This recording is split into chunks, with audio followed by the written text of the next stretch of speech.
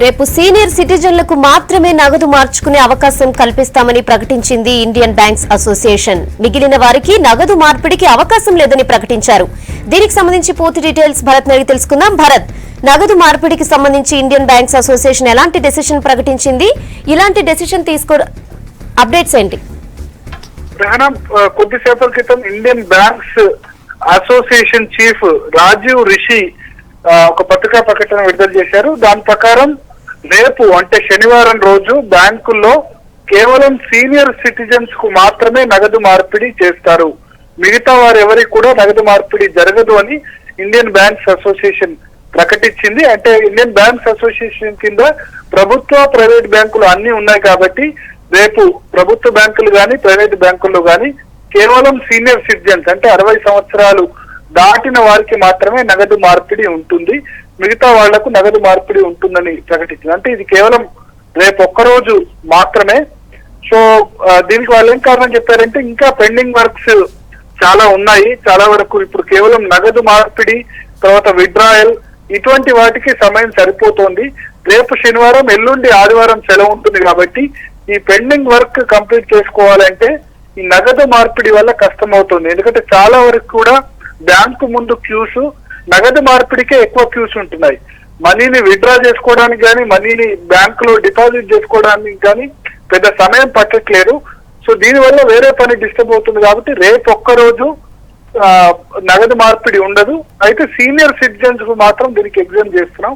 60 సంవత్సరాల దాటిన వాళ్ళు 2000 రూపాయలు క్యాష్ మార్పిడి మాత్రం యథావిధిగా చేసుకోవచ్చని చెప్పారు.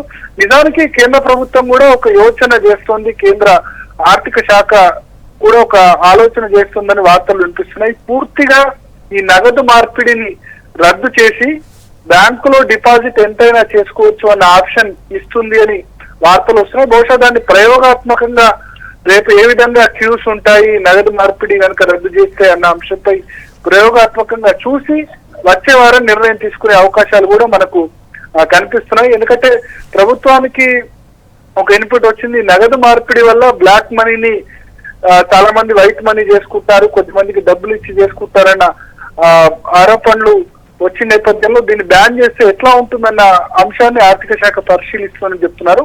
బట్ ఏదేమైనా కేంద్ర ప్రభుత్వం తీసుకుంటున్న రోజుకొక నిర్ణయాలు, మొదలేమో 4000 రూపాయలు నగదు మార్పిడి ఇచ్చారు, ఆ తర్వాత 4500 చేశారు, సడన్ గా మళ్ళీ 2000 తగ్గించారు.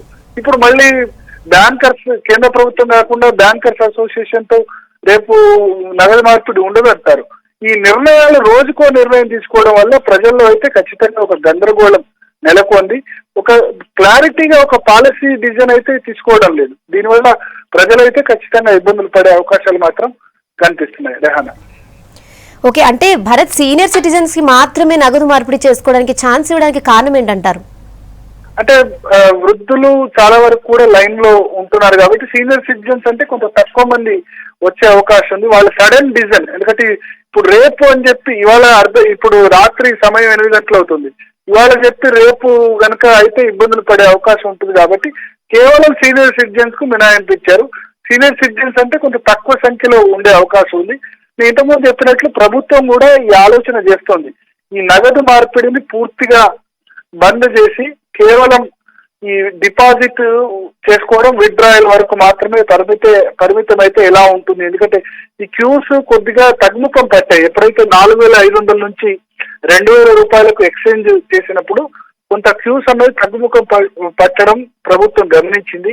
నిన్న ఇవాళ కొంత దేశవ్యాప్తంగా తగ్గుముఖం పట్టడాన్ని గమనించి పూర్తిగా దీన్ని రద్దు చేస్తే ఎలా ఉంటుంది అన్న ఉద్దేశంతో ఇది చేసినట్లు అనిపిస్తోంది.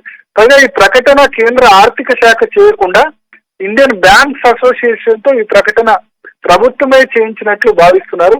రేపు అబ్జర్వ్ చేసి రేపు ఈ ఎక్స్చేంజ్ క్యాన్సిల్ చేసిన తర్వాత క్యూస్ ఎట్లా ఉన్నాయన్న దాన్ని అబ్జర్వ్ చేసి వచ్చే వారం పూర్తిగా ఈ నగదు మార్పిడిని రద్దు చేసే దిశగా కేంద్రం అడుగులు వేస్తుందన్న అనుమానాలు సైతం వ్యక్తమవుతున్నాయి. రెహానా.